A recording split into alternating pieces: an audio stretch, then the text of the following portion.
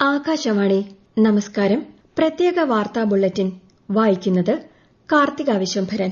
സമൂഹത്തെയും രാഷ്ട്രത്തെയും സേവിക്കുന്നതിനുള്ള മാർഗ്ഗം കൂടിയാണ് വിദ്യാഭ്യാസമെന്ന് രാഷ്ട്രപതി ദ്രൌപദി മുർമു. അമൃത്സറിലെ ഗുരു നാനാക് ദേവ് സർവകലാശാലയുടെ 21ാമത് ബിരുദദാന ചടങ്ങിൽ സംസാരിക്കുകയായിരുന്നു രാഷ്ട്രപതി.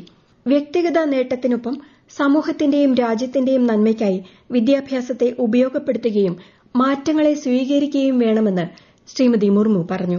2 ദിവസത്തെ സന്ദർശനത്തിനായി ഇന്ന് രാവിലെ പഞ്ചാബിലെത്തിയ രാഷ്ട്രപതി നാളെ ജലന്ധറിലെ doctor BR. Ambedkar national institute of ടെക്നോളജിയുടെ ബിരുദദാന സമ്മേളനത്തിൽ പങ്കെടുക്കും. സൈബർ സുരക്ഷ, 5G ആൻഡ് ബിയോണ്ട് എന്നീ മേഖലകളിലെ 2 മികവിന്റെ കേന്ദ്രങ്ങളും രാഷ്ട്രപതി രാജ്യത്തിന് സമർപ്പിക്കും. പൊതുജന ക്ഷേമമാണ് കേന്ദ്ര സർക്കാരിന്റെ നയമെന്ന് പ്രധാനമന്ത്രി നരേന്ദ്രമോദി. കോമൺവെൽത്ത് രാജ്യങ്ങളിലെ സ്പീക്കർമാരുടെയും പ്രിസൈഡിംഗ് ഓഫീസർമാരുടെയും 28ാമത് സമ്മേളനം ന്യൂഡൽഹിയിൽ ഉദ്ഘാടനം ചെയ്യുകയായിരുന്നു അദ്ദേഹം. ജനാധിപത്യ വ്യവസ്ഥ രാഷ്ട്രവികസനത്തിന് ഊർജ്ജം പകരുമെന്ന് ഇന്ത്യ തെളിയിച്ചതായും പ്രധാനമന്ത്രി പറഞ്ഞു. ലോക്സഭാ സ്പീക്കർ ഓം ബിർള സമ്മേളനത്തിൽ അധ്യക്ഷനായി. 42 കോമൺവെൽത്ത് രാജ്യങ്ങളിലെയും 4 അർദ്ധ സ്വയംഭരണ പാർലമെന്റുകളിലെയും 61 സ്പീക്കർമാരും പ്രിസൈഡിംഗ് ഓഫീസർമാരും സമ്മേളനത്തിൽ പങ്കെടുക്കുന്നുണ്ട്. ആഭ്യന്തര സംഘർഷം രൂക്ഷമായി തുടരുന്ന ഇറാനിലെ സ്ഥിതിഗതികൾ വിശദീകരിക്കാൻ ഐക്യരാഷ്ട്രസഭ സുരക്ഷാ സമിതി ഇന്ന് യോഗം ചേരും. ഇറാൻ വ്യോമാതിർത്തി അടച്ചിട്ടത് വിമാന സർവീസുകളെ ബാധിച്ച സാഹചര്യവും യോഗം ചർച്ച ചെയ്തേക്കും. അതിനിടെ സൈനിക നടപടി ആരംഭിച്ചാൽ അയൽ രാജ്യങ്ങളിലെ അമേരിക്കൻ താവളങ്ങൾ ലക്ഷ്യം വയ്ക്കുമെന്ന ഇറാന്റെ മുന്നറിയിപ്പിനെ തുടർന്ന് US മുൻകരുതൽ ശക്തമാക്കി. ആരോഗ്യ പ്രശ്നം നേരിട്ട ബഹിരാകാശ സഞ്ചാരിയുമായി നാസയുടെ ക്രൂ 11 സംഘം അന്താരാഷ്ട്ര ബഹിരാകാശ നിലയത്തിൽ നിന്നും ഭൂമിയിൽ തിരിച്ചെത്തി. ഏകദേശം 10.5 മണിക്കൂർ നീണ്ട യാത്രയ്ക്ക് ശേഷം പേടകം കാലിഫോർണിയ തീരത്തോട് ചേർന്ന് കടലിൽ ഇറക്കി. 4-അംഗ സംഘമാണ് അപൂർവ ദൌത്യത്തിന്റെ ഭാഗമായി ഭൂമിയിൽ തിരികെ എത്തിയത്.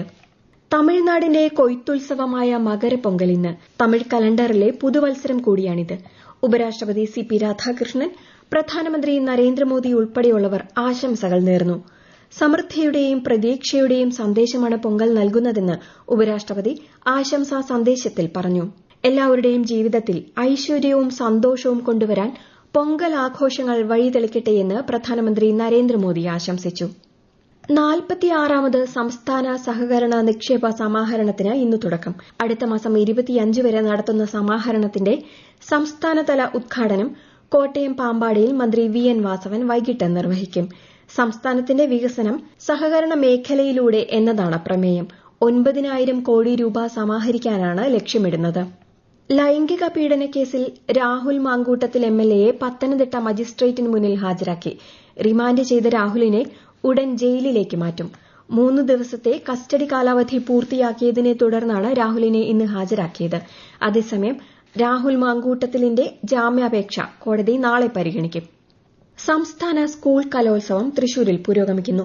ഈ മാസം 18 വരെ നീളുന്ന കൌമാര കലാമേളയിൽ 25 വേദികളിലായി 15,000-ലേറെ പ്രതിഭകളാണ് മാറ്റുരയ്ക്കുന്നത്. നിലവിൽ കണ്ണൂർ ജില്ലയാണ് മുന്നിൽ. കരസേനാ ദിനത്തോടനുബന്ധിച്ച് തിരുവനന്തപുരത്തെ പാങ്ങോട് സൈനിക കേന്ദ്രത്തിലെ യുദ്ധസ്മാരകത്തിൽ station commander brigadier Anurag Upadhyay പുഷ്പചക്രം അർപ്പിച്ചു. കരസേനയിലെ മുതിർന്ന ഉദ്യോഗസ്ഥർ ചടങ്ങിൽ പങ്കെടുത്തു. നെറ്റ്വർക്കിംഗിന്റെയും ഡേറ്റ കേന്ദ്രീകരണത്തിന്റെയും വർഷം എന്നതാണ് ഈ വർഷത്തെ കരസേനാ ദിന ആഘോഷങ്ങളുടെ പ്രമേയം. കോഴിക്കോട് പന്തീരങ്കാവ് ടോൾ പ്ലാസയിൽ പിരിവ് ആരംഭിക്കുന്നതിൽ UDFന്റെ നേതൃത്വത്തിൽ പ്രതിഷേധം. പോലീസെത്തി സമരക്കാരെ നീക്കി. സർവീസ് റോഡുകളും മറ്റും പൂർത്തിയാക്കാതെ ടോൾ പിരിക്കാനുള്ള നീക്കം അനുവദിക്കില്ലെന്നും അഴിയൂർ വെങ്ങളം പരിസരത്തുള്ളവരെ ടോൾ പിരിവിൽ നിന്നും ഒഴിവാക്കണമെന്നും ആവശ്യപ്പെട്ടായിരുന്നു പ്രതിഷേധം.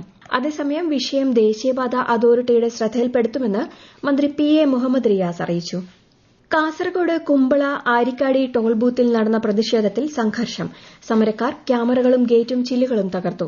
AKM അഷ്റഫ് MLAയുടെ നേതൃത്വത്തിൽ നടക്കുന്ന അനിശ്ചിതകാല സത്യാഗ്രഹത്തിന് ഐക്യദാർഢ്യമായി വിവിധ സംഘടനകൾ എത്തിയതിന് പിന്നാലെ സംഘർഷം രൂക്ഷമാവുകയായിരുന്നു.